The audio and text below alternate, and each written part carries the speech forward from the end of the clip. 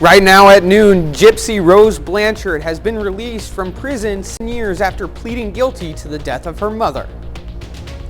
And we've got some light showers and some light snow showers falling across the area. Those will continue for us today. We'll take a look at that forecast coming up. And unemployment spikes for the U.S. in the last week of 2023. The 4 states' most watched news starts now. Gypsy Rose Blanchard was released from a women's prison in Chillicothe, Missouri this morning after serving 7 years of her 10-year sentence. This is KOAM News at Noon. I'm Anthony Saviello. Blanchard pled guilty to second-degree murder in 2016. The victim, Gypsy's mother, was reportedly abusing and deceiving her daughter. Gypsy then talked her boyfriend Nicholas Gojan into carrying out the act. Blanchard's release today was private and was carried out at 3 a.m.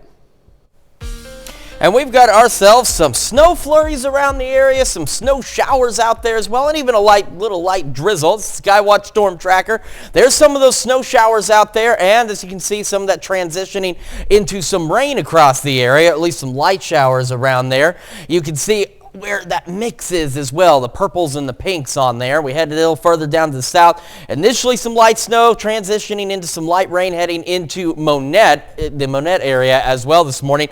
We've been watching, and if you look close enough, you can see the flurries go flying by here from our camera on top of the Cornell Complex downtown Joplin. Also shaking a bit as we still have those gusty north winds pushing upwards of 20. The good news is, despite what we've seen around the area, KDOT reporting all clear roadways across southeastern Kansas, and on the Missouri side, all clear roadways for southwest Missouri as well, which is good news. However, it's still cold enough, and with some wintry precipitation falling, and even later tonight, if you get some rain today, you've still got to watch out for slick spots on bridges and overpasses. Started the day yesterday at 31, so above normal by 5 degrees, but we were almost 10 degrees below normal. Not a lot of movement on those temperatures, only up to 36. There's those little snow flurries kind of coming up onto our camera at 7th and Rangeline, and then they just stick there and they start to melt. 37 in Joplin, 37 in Pittsburgh. Temperatures around the region, as we promised, there's a lot more upper 30s on this map than there was yesterday at about this time. We're going to continue to deal with this wintry type weather here for at least the next 12 to 18 hours, and then there's going to be a few changes. We'll talk about that in the full forecast here in a few more minutes. Anthony? A little too cold for me out there, Chris. Thank you, sir. A burglary call in Parsons, Kansas turns into a drug bust. Parsons police officers responded to a call Tuesday night for a burglary in progress. Authorities conducted a safe sweep of the house but found no signs of burglary. What they did find was marijuana paraphernalia. Consent was given to search the residence, which turned up not just paraphernalia for marijuana distribution, but almost a pound of marijuana. One person was arrested with charges pending. A juvenile was also arrested, but released to his parents. The Ottawa County Jail in Oklahoma says it's in the process of replacing all plumbing in the facility. In addition to running all new cold water and hot water lines, the facility is replacing the boiler and putting in tankless water heaters. In the meantime, drinking water is still available, as well as washing dishes and flushing toilets water. Questions can be directed to jail staff, but they are asking people to please be polite and patient. The project is being paid for out of grant money from the Miami tribe. $760 million is up for grabs in the upcoming Powerball drawing. On New Year's Eve, players have the chance of winning that jackpot. After the Powerball drawing on Wednesday evening ended without a big winner, there were, however, 2 winners of a smaller cash prize in Texas and California. The last Powerball jackpot winning ticket was drawn in California on October 11th, when a lucky participant snagged $1.7 billion, the second largest prize in jackpot history. Well, if you're a Wendy's fan, you better bring some pennies to Wendy's to celebrate National Bacon Day. The fast food chain is offering junior bacon cheeseburgers for only 1 cent, starting Saturday for National Bacon Day until January 2nd. Customers can only use the deal once per order, and it cannot be used with other offers or meals. To get this deal, customers must order another item through the Wendy's app. A zoo in the UK is celebrating its newest member, a rare, say it with me, Coquerel's civica. Try and say that 3 times fast. Baby, also known as a dancing lemur. The baby was born in September to mom Beatrice and dad Elliot. For about 3 months, the baby will ride on its mother's back until it's ready to explore the new world on its own. At that point, experts say they will be able to determine the sex of the baby. Dancing lemurs are critically endangered and face a high risk of extinction in the wild, mostly due to deforestation. In just the last 30 years, their population has dropped by 80%. That's a look at today's top stories and weather. Up next on KOAM News at noon. Food prices are continuing to put a strain on consumers. We'll have details coming up. And later, we're making chocolate crown cheesecake squares in the Mr. Food test kitchen. It's still a mixed bag when it comes to the price of food. Brian Webb tells us how shoppers and sellers are responding.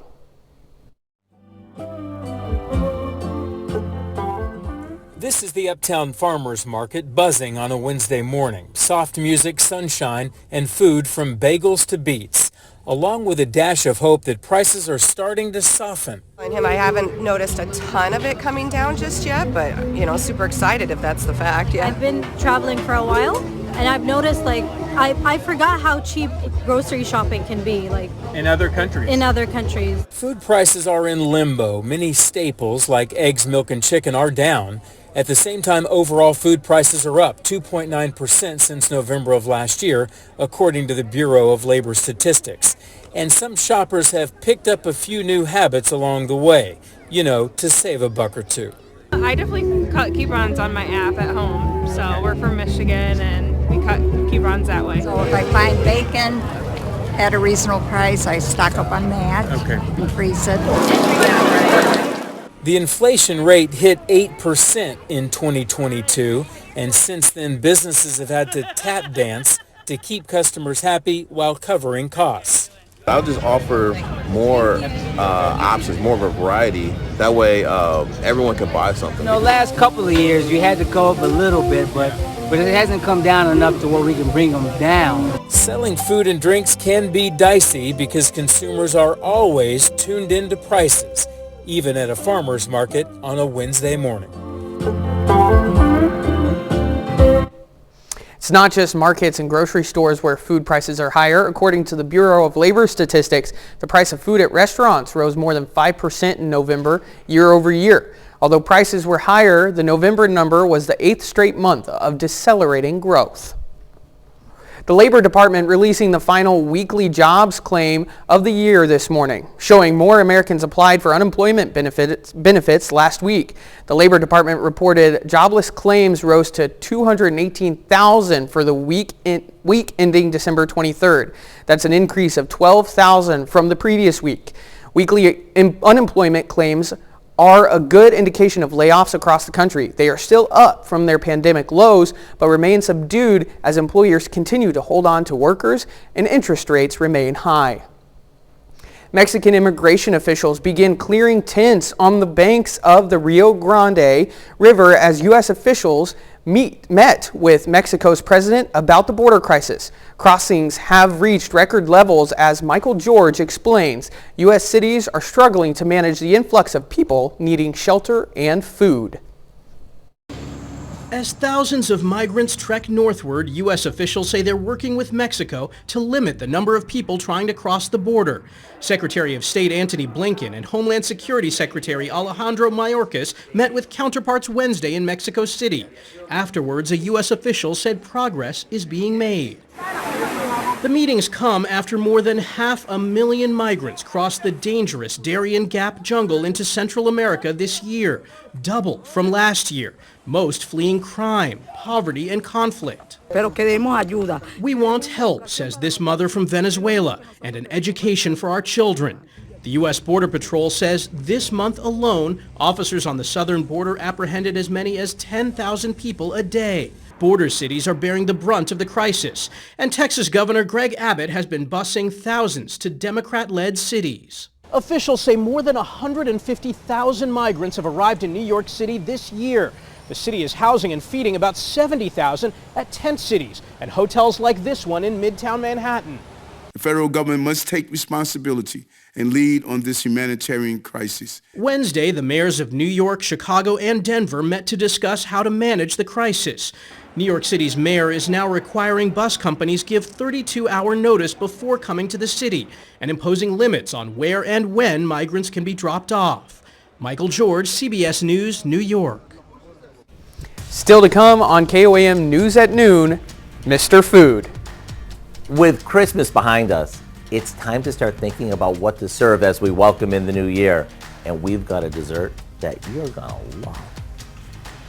But first, while it certainly doesn't seem like it, we will be clearing out eventually. We're going to take a look at that forecast when the KOAM News at Noon returns.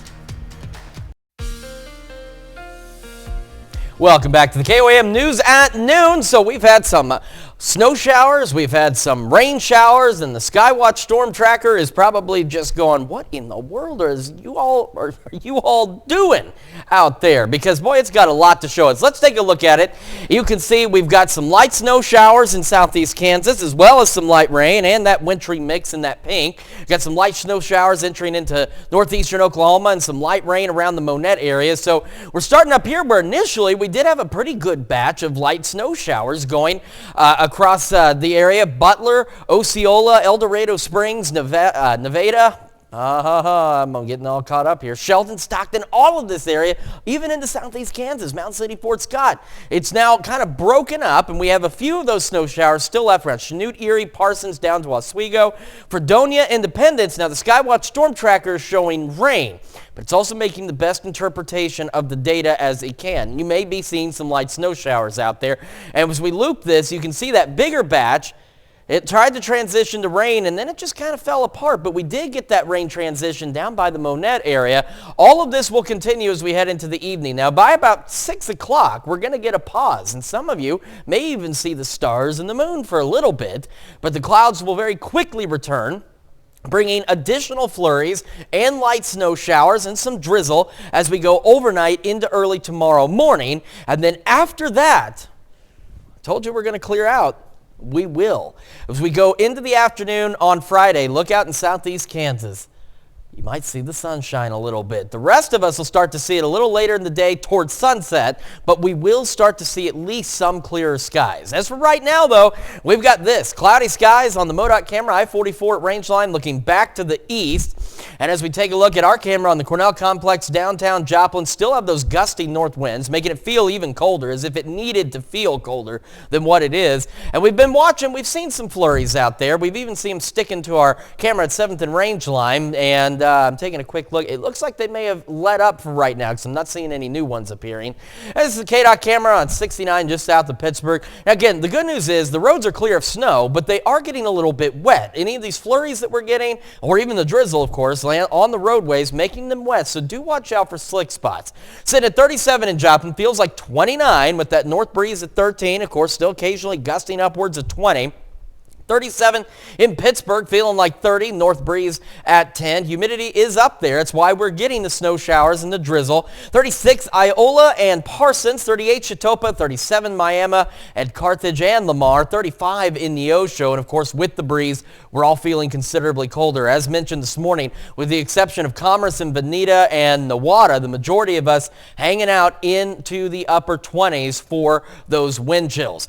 Still looking at highs right about where we are. We're topping out with our highs right about now. Well, the rain, snow, or rain and snow mix out there and those gusty north winds will hold on to some flurries, maybe a few light snow showers out there, so watch out for slick spots heading into tomorrow. Northwest winds start gusting upwards of 25, and they'll stay gusty as we head into tomorrow, so even though we're a little warmer in the low 40s, it's still going to feel pretty darn chilly with those winds gusting out there. After that, we look pretty good. Saturday, if you're taking down Christmas decorations, that's the day to do it as we go into the upper 40s. Low 40s on New Year's Eve day with some shower chances out there. And then as we head into the first day of 2024, we're partly cloudy, but we're much colder, back into the upper 30s. And we'll start to turn around and warm up just a little bit as we head toward the middle of next week, back into the upper 40s. So we will eventually clear out.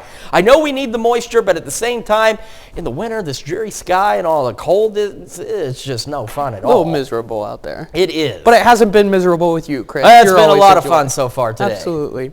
Stick around. We're making chocolate crown cheesecake squares in the Mr. Food Test Kitchen. We're making chocolate crown cheesecake squares in the Mr. Food Test Kitchen. I hope you had a great Christmas. I know I did. And with New Year's Eve just around the corner, you might be thinking, what am I going to bring to that New Year's Eve party that I was invited to? After all the cooking you did this past week, you're going to want something that's easy. Well, the cheesecake squares that we're making today are just that. We start by cutting a store-bought frozen cheesecake that we've partially thawed into 1-inch squares. If you end up with a few odd-shaped pieces from around the edges, save those for the kids or for nibbling on later. Now, we pop these into the freezer, and while they're firming up, we melt some chocolate chips with a bit of shortening until it's smooth. After placing our cheesecake squares on a wire rack, we spoon the chocolate mixture over them and top each with a fresh raspberry. Do these look like $1,000,000 or what? And only you'll know how easy these are to make.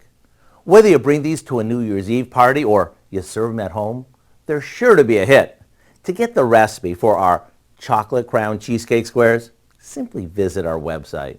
I'm Howard with Sweet Tooth Kelly in the Mr. Food Test Kitchen, where today we found a decadent and easy way for you to say, ooh, it's so good.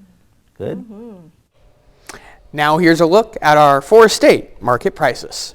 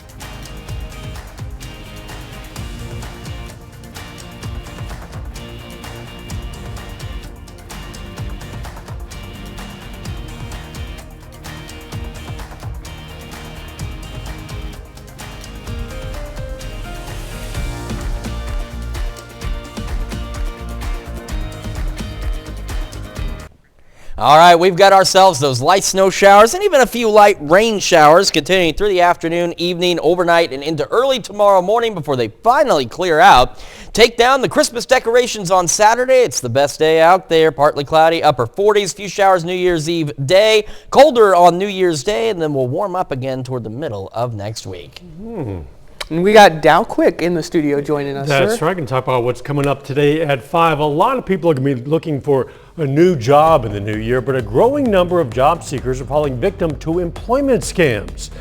It's a complicated con where criminals pose as employers to get personal and banking information. We have some tips on that. Plus, a local PSU professor talks about inflation and the effects of the local economy, and we're going to learn how to become tourists of your own hometown. If you join us for those stories, a lot more, of course, KOAM News at 5. That's the news for now. Thank you for joining us on KOAM News at noon. From all of us here at the KOAM News Station, have a great day.